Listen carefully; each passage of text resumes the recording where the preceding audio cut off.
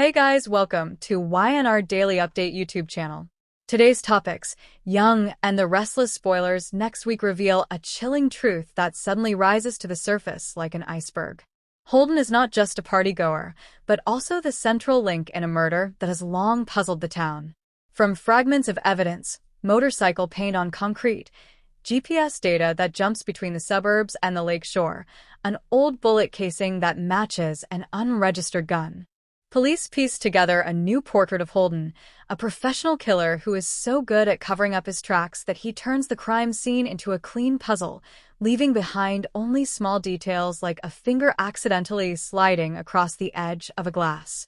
The deeper the investigation, the more it becomes clear that the case was not spontaneous.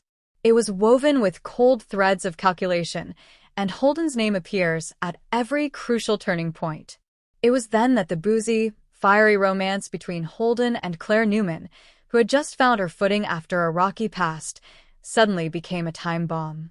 Kyle Abbott had long sensed something was off about the way Holden had entered Claire's life. Too timely, too good at touching old wounds to make himself a sedative. Kyle had tried the soft route: dialogue, persuasion, facts. Subscribe our channel for more latest update. But Claire, in her attempt to assert her personal freedom after months of being constrained by her family's voice, had taken Kyle's warnings as control.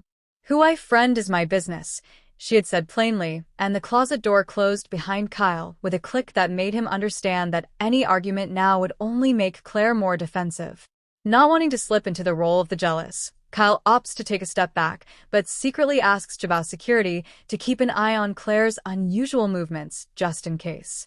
Ironically, the worst comes sooner than he expects. A night of excitement in the woods, the wild night, as the young people call it, goes off the rails as alcohol, speed, and half-hearted confessions collide. Holden takes Claire to a cabin by the lake, talking about change, about a new start, about the fear of losing her. As the ghosts of the past chase him out the door, Claire, in a moment of resistance and reluctance, doesn't realize she's touched the burner phone hidden in Holden's windbreaker pocket, or the way he's cleverly hidden a vial of mild anesthetic as part of his first aid kit. As dawn sprinkled pale light over the water, police sirens suddenly tore through the fog. A raid on an anonymous tip that matched the previous night's GPS data. The pair were taken to the station, not handcuffed to Claire, but held for questioning. And within hours, the prosecutor had sufficient cause to hold Holden in custody on murder charges. The second shock came immediately. Claire's fingerprints were on the burner phone, and the bottle of pills in the cabin bore her smudge. A wild night had suddenly taken the form of a fated night, and all avenues of retreat were gone. The news spread like dry fire through the halls of Newman Enterprises and Jabau.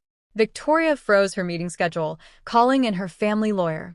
Nick chose to remain silent to protect his sister from the media storm. Nikki called old contacts to quell the leak. Victor, with the instincts of someone who has been on the cusp of a storm, gets right to the point: who this man named Holden is, and who he works for. On the Abbott side, Jack and Diane turn on every channel to make sure Kyle doesn't do anything rash. Summer, hurt by Kyle's unfinished business, steps up to stand beside him at the right moment because she knows better than anyone that Claire isn't a bad person. Claire's mistake was being too eager for freedom and putting her trust in the wrong place. And it's at that thin line that Holden, a man trained to read weaknesses, slips through. The first hours of questioning reveal a double-edged Holden. To Claire, he's a remorseful man, talking about his troubled childhood and yearning to live a decent life. To the investigators, he's a silent block of stone that closes all doors. The technical clues, scraps of synthetic fibers from a driving glove, grains of sand and engine oil, data from an anonymous e-wallet, placed him on the periphery, then gradually pulled him into the center of the case. But convicting him was one thing. Severing the ties that bound Claire to him was another. Holden's lawyers argued that every piece of evidence that touched Claire could be explained as accidental, that her presence in the cabin was voluntary, that theirs was a romantic relationship rather than an accomplice. It was this argument that forced prosecutors to consider charging Claire as a possible accessory after the fact if the love story was not quickly separated from the crime. Kyle knows time is not on his side. He chooses to leave his comfort zone, giving investigators pieces of the puzzle the DA's office doesn't have. How Holden approached a JBO subcontractor with a fake profile. How he inquired about a partner CEO's travel history on the night of the murder. How a ghost social media account followed Claire's every post to predict where she would go. Subscribe our channel for more latest update. Those facts, combined with a private report from Victor's security team, gradually paint a pre-planned narrative. Holden doesn't act on impulse. He takes orders, chooses his targets, approaches them through affection, and is willing to use his beloved as a smoke-yacht screen if necessary to distract. Ironically, amid that smoke, Holden's feelings for Claire are real. And that fact makes things all the more dangerous because it makes the skilled killer impulsive when jealous, afraid of losing, cornered. The turning point comes during a seemingly routine transfer. Holden's car is suddenly diverted due to a traffic incident. An unknown insider, perhaps an accomplice, perhaps a hired gun, causes enough chaos to give Holden a chance to escape. He disappears into an old warehouse by the railroad tracks, leaving only a brief phone call for Claire. "I need to see you one last time." Claire, caught between innocence and complicity, is torn between fear and loyalty. The choice is on the table. Cut loose and let the police hunt Holden down on their own, or go on another wild night. This time with a tape recorder hidden in the folds of his coat and the promise that if Holden confesses, she will be cleared. Victoria protests. Nick is silent. Nikki prays. And Victor, after a moment of looking deep into his daughter's eyes, nods to the condition that his team will cover from a distance, and Kyle, the only one who can both understand Claire and stay calm in the chaos, will be the backup link. The encounter in the warehouse is not a romantic exorcism. It is a shaky line drawn between right and wrong. Holden arrives looking haggard, his usual polished veneer gone. He confesses his love without metaphor, without flattery, and that because of his love, he thinks he has the right to ask Claire to leave all the noise, disappear across the border before the handcuffs arrive. Claire, keeping her cool with a skill urgently trained by Victor's men, takes the conversation back. "Because I love you, I have to tell you the truth." The trap was set with the warmth of memory, with a repetition of details known only to the perpetrator. The wind that day, the train whistle that sounded several times, and the name of the man who had paid through a series of e-wallets to order the accident version for a business rival. When Holden accidentally repeated the train's signal number, a fact that had never been made public, Victor's team locked in place. The sound of boots pounding, the commanding voice, and this time Holden had no escape. He turned to Claire, the crooked smile of someone who wants to hug and erase before finally letting go. The aftermath is more than a press release. The prosecutor, on the basis of the tape, withdraws his intention to prosecute Claire. Instead, she is placed in temporary witness protection until the preliminary hearing is over. The Newmans take a deep breath, but can't celebrate, for Holden's slip of the tongue has brought a new name, a shadow with power and motive lurking out there. On the other side, the Abbotts face a different reality.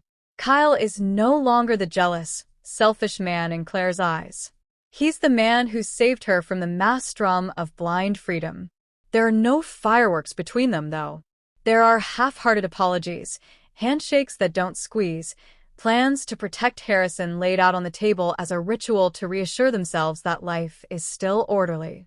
Summer takes a step back, brutally mature, wondering if her heart is big enough to accommodate another twist of fate. The case, which seemed to be over, opened up another layer of mystery. Who hired Holden? Was it money, power, or a preemptive strike on a merger being negotiated in the shadows? The anonymous flow of money through digital wallets revealed a sophisticated money laundering structure, apparently using a chain of mid-sized logistics companies as cover. Whoever was behind it knew all too well the habits of Genoa City's tycoons. Move fast, speak softly, and always think they were beyond the reach of the law. But this time, with the tape, with the travel plan, with the confession of a killer who both loved and feared him, the line of out of reach was pushed back. Claire began therapy to process her trauma, to relearn to trust her intuition without resisting every hand that reached out because of the past. Kyle returns to his office, not only to the security report, but also to a personal question. What is the difference between protection and control, and how to avoid making the same mistakes when the people you love want to decide their own lives? Subscribe our channel for more latest update. And Holden in his cramped cell may be facing for the first time what he has avoided all his life. Love cannot be a cover for sin, and the most beautiful wild night is ultimately just a mirror that reflects the ultimate truth. Genoa City is quiet for a moment, but it is only a lull before the next chapter. For the prosecution file has just added a new appendix, a clue about the mastermind, and Victor has ordered the investigation to be expanded to hit the money. Claire, clean from the law, but not yet clean from the aftershocks, learns to weigh the advice of others rather than dismiss it in a moment of self-defense. Kyle, no longer speaking in warnings, chooses to stand in a more vulnerable position. A friend willing to listen, willing to believe, willing to leave the spotlight if it is for her own good. Perhaps that is the end that this story deserves. Not an ending that freezes everything in a happy frame, but a door that is ajar so that those who have walked through the fire can learn to move on more cautious, stronger, and more honest with themselves. Because in Genoa City, where secrets never sleep, the only thing that is trustworthy is how people change when the truth forces them to look at themselves. And when the mastermind is gradually revealed, everyone will realize the night before was not only wild, it was also the birth of a larger war. A war between the hidden powers and the souls who are tired of being pawns. Victoria Newman's insecurity wasn't the frailty of a mother trying to control her adopted daughter, who was just starting to get back to normal life, but the survival reflex of a woman who knew all too well how the world of power worked when a man like Holden suddenly entered Claire's orbit. The more Victoria watched, the more she noticed the small but recurring signs. Holden's coincidental appearances in places Claire frequented, the way he picked up on her emotions to say exactly what she needed to hear, and the gaps in her biography that could never be verified without digging into the hard layers of so-called gray activities. It wasn't a vague fear. It was the experience of the head of a media empire who had seen enough perfumed men for a lifetime of dirt. Kyle Abbott, who doesn't like this seductive violence, soon notices that Holden's steps are not moving in a real rhythm. He doesn't get angry or jealous, but instead offers facts, warning Claire about the lands in this man's story. But Claire, in an effort to reclaim her life after a long period defined by her past mistakes, sees in Holden what she needs, a door to a world of adventure, spontaneity, and few rules. And so all the warnings from Victoria, from Kyle, suddenly become static. The more she doubts, the more she wants to prove that she can choose her own friends, her own path. It is at this point of tension between her desire for independence and her need to be loved that Holden, who is good at reading the gaps, slips in. What Victoria doesn't know, but her intuition hits the nail on the head, is that Holden is maintaining a parallel life on the western horizon, Los Angeles. There, he has nameless contracts, meetings without invoices, and nights spent on early flights not registered under his real name. Audra, a woman who once believed she had a map of men like Holden, has no idea of the financial tunnels running beneath her feet. Holden still tells Audra that it is just a temporary concern, a few creative disbursements, but behind it lies a chain of shell companies, transfers of intangible assets that appear to be tax evasion and money laundering through art funds. Each link is reinforced with NDAs, power of attorneys, and electronic wallet accounts. In the midst of this maze, Claire, out of love and out of a desire to survive, unwittingly becomes the person who can provide Holden with the softest cover, a beautiful love story, to cover the metallic smell of money. Insiders speculate that Holden will bring spice to Claire's life, a phrase that both celebrates novelty and warns of the spiciness of trouble. And the spice comes in the form of a strange invitation. An unnamed ivory card, a Google Maps coordinate pointing to a lakeside plot outside Genoa City, where a private foundation is building a not-yet-open art garden with a note for a walk at new moon. Only the two of us know where the fence is. The invitation, as Victoria fears, is not just for a walk.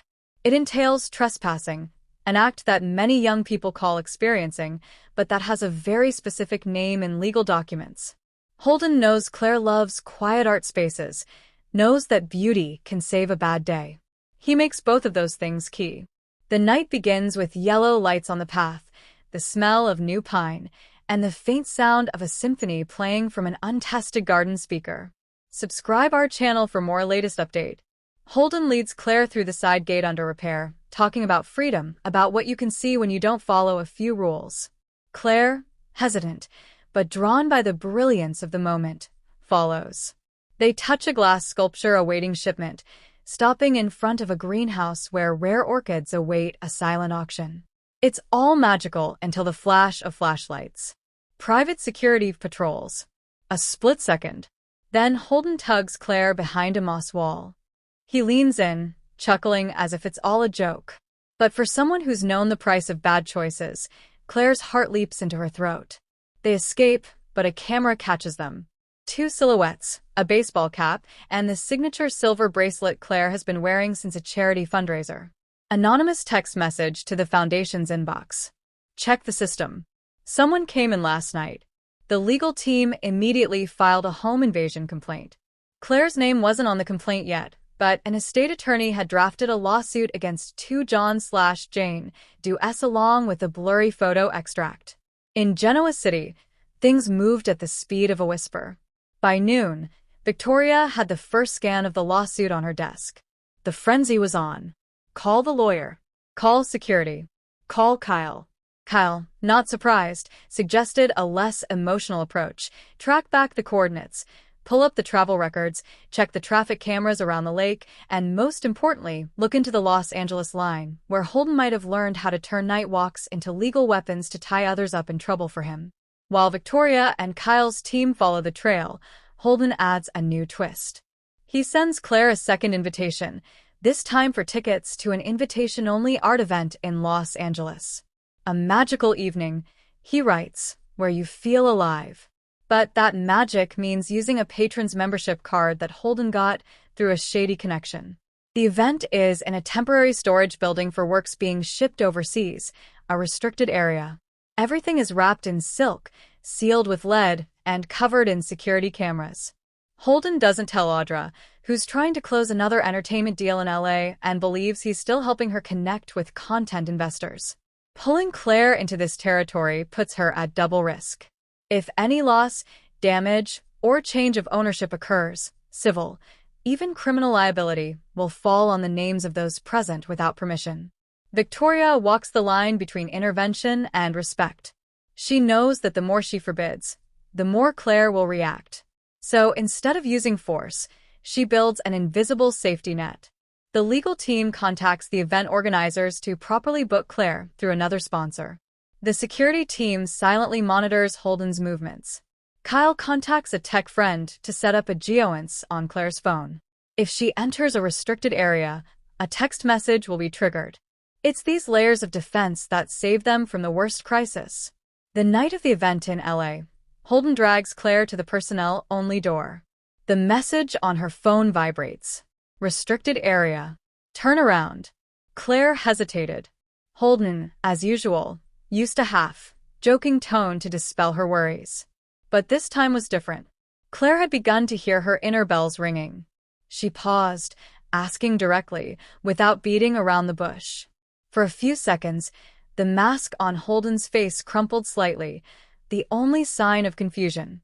Then he took her hand and pulled her away. At that moment, the security guard returned to the hallway. An ID check. Claire had a ticket, but no access to the area. Holden flashed his card, a card with someone else's name on it. The legal collision happened in an instant. The two were asked to leave the area, pending clarification. Detention was not arrest, but it was an additional mark for the other party, anyone who wanted to sue or sway public opinion, to attach to their suspicion file. Double jeopardy loomed, a civil lawsuit for trespassing in Genoa City and a violation notice in LA. For someone like Holden, these are just calculated accidents, necessary expenses to achieve a larger goal. But for someone like Claire, who's just gotten her life back on track, they're cracks that could turn into chasms. Kyle sees it. He doesn't intrude on Claire's choices, just hands her the files his team has assembled, a list of front companies connected to Holden's art dealings, a summary of the connections between his night outs and his past petty lawsuits, and a red line. There's evidence of attempted intellectual property theft from a designer collection he's collaborating with Marchetti. This piece of the puzzle makes Victoria jump if Holden tries to recreate that pattern in Genoa City. Subscribe our channel for more latest update. Claire will be a witness, even an unwitting facilitator in a case that could involve both Jabo and Newman. As the shadows lighten, Holden changes. He's no longer calculating. Ironically, he's starting to fall in love. Real feelings make people like him more dangerous. They're no longer rational. They're more impulsive when they fear losing. Claire's third invitation is less adventurous and more desperate. Leave me tonight. This is a moment of choice. Claire, after a series of heart-stopping experiences, has learned to pause for a second before moving on. She calls Victoria. No more flinching. No more defending. Victoria doesn't say don't go. She asks, what do I need to be safe if I go? And a whole system works. The rendezvous is moved to a public place. Security is 50 yards away. The lawyer is on the line. Kyle tracks the GPS just far enough away to avoid becoming a shadow. The final meeting isn't a confession. It's a test. Claire tells Holden that she will not take another step into the dark. If he wants her to come with him, he must tell the truth about Los Angeles, about Audra, about the nights by the lake, about the other person's name tag. Holden smiles, trying to summon his familiar magic. But Claire's silence, strangely unwavering, throws him off kilter. A man accustomed to controlling his emotions is confused by the calm. He slips out a detail known only to those on the line, the name of the cash and the transfer time. Just as Kyle records remotely, that's enough for the legal team to turn the pressure back on. Instead of letting Claire get sucked into the vortex, they turn the case over to the authorities, asking them to investigate Holden and the individuals involved as a network. The drama reaches its climax when the Genoa City lawsuit is amended, this time with a clear photo of Holden and Jane Doe with a silver bracelet. The foundation invites Claire to meet with a lawyer. Victoria went along, not leaving her adopted son alone. The meeting dragged on, and the facts were laid out on the table. Video, security logs, photographs. Claire did not deny that she had been there, but through her lawyer, she demonstrated her own consciousness. She believed she had been led in with no intention of seizing or destroying. More importantly, she agreed to cooperate, signing a witness statement to assist in the investigation of the chain of events, including the possibility that someone had deliberately used the night walk as a cover for other activities. It was a turning point from being a passive victim of handcuffs. Claire turned into an active participant in helping to defuse the situation. While the lawyer scrambled and the files were quietly transferred back and forth between the two shores, Claire relearned a skill she thought she had lost: asking questions. Every magical invitation had to be accompanied by the question, is it legal? Every beautiful photo had to answer the question, where is it taken and is it allowed? Every fluttering heart had to be brave enough to ask, who are you when you're not with me? And Victoria, instead of building a fence, chose to be the one walking beside her, even when the road was slippery. Kyle was right behind her, no longer rushing to pull her hand, only ready to support her when needed. That was the only way to keep Claire out of Holden's vortex, not by imposing, but by an ecosystem of trust and transparent borders. And if one recent morning, Holden was seen standing in front of an investigative agency headquarters, hands on the table, eyes looking straight ahead, it was not the end, but the prelude to a persistent legal symphony. Secrets in Los Angeles will surface. Connections to Audra will reach explosive proportions, and civil and criminal lawsuits will draw more spirals through the lives of those involved. But no matter how the storm swirls, one thing remains constant. Victoria's concern has proven to be a distress signal, and Kyle's warning is an escape map. Claire doesn't need to be the one in handcuffs to learn this lesson. She just needs to have the courage to turn around at the right moment. And Holden, love or not, must learn that the spice he brings into someone's life, if used wrong, can turn a party into evidence. And in Genoa City, evidence tells a story. The consequences for Holden came as quickly as a summer storm. In LA, lawyers representing art patrons began to question the card. In Genoa City, the civil suit was put on hold pending the outcome of a potential criminal investigation. Audra finally realized that she had been kept out of the truth. She can choose to protect Holden to preserve her interests or cut him off to save herself. Whichever path she chooses, the earthquake proves that Victoria and Kyle's fears are well-founded. Holden's spice path is actually a steep slope leading straight down to the abyss. And then the biggest question returns, opening the next chapter. Will Claire and Holden be arrested together? The answer, if you look at the sequence of events alone, seems obvious. But life in Genoa City rarely operates in a straight line. Possibility 1. Both are detained during a random check of LA access cards. Claire's case will be split if she continues to cooperate. Possibility 2. Holden alone is arrested when the Los Angeles link is clearly revealed. Claire is immune from prosecution as a witness, but still has to go through a journey to restore public trust. A force behind Holden's network fights back with litigation, making Claire a bargaining chip. Whatever the scenario, it's clear that Victoria and Kyle are not controlling. And they're right. Right. Because they can see the consequences of letting a young woman who's just healed give into the allure of boundless freedom. While lawyers scramble and files are quietly transferred back and forth between shores, Claire relearns a skill she thought she'd lost, asking questions. Every magical invitation must be accompanied by the question, is it legal? Every beautiful photo must answer the question, where was it taken and is it allowed? Every fluttering heart must have the courage to ask, who are you when you're not with me? And Victoria, instead of building a fence, chooses to walk beside her, even when the road is slippery. Kyle is right behind her, no longer rushing to pull her hand, only ready to help when needed. That's the only way to keep Claire out of Holden's vortex, not by imposing, but by an ecosystem of trust and clear boundaries. Subscribe our channel for more latest update.